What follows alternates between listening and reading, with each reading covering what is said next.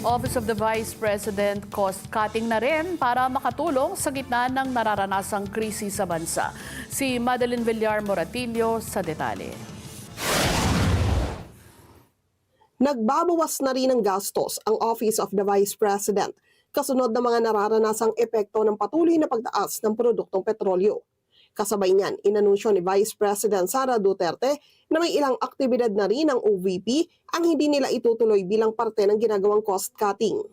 Hindi na itutuloy ng OVP ang pasidungog at kasarilayan sa buwan ng Hunyo.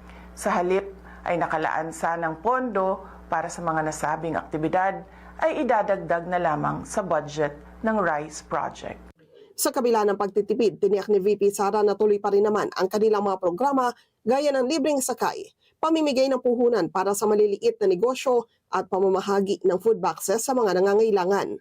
Sa mga darating na buwan, inaasahan na mas magiging mahirap anya ang sitwasyon sa pagkain dahil sa banta ng El Nino mula Abril hanggang Hunyo at posibilidad naman ng mga pagbaha mula Hulyo hanggang Setyembre dahil sa bagyo at mga pag-ulan. Sabi ni VP Sara, ang pinakamabisang panlaban sa krisis ay ang kahandaan. Hindi normal ang ating pinagdaraanan. Ito ay epekto ng mga krisis sa labas ng ating bansa. Kabilang ang digmaan sa gitnang silangan na direktang nakakaapekto sa presyo ng pagkain, langis at iba pang pangunahing pangangailangan. Madeline Villar Moratillo para sa Mata ng Agila. Matatag, matapang, matapat.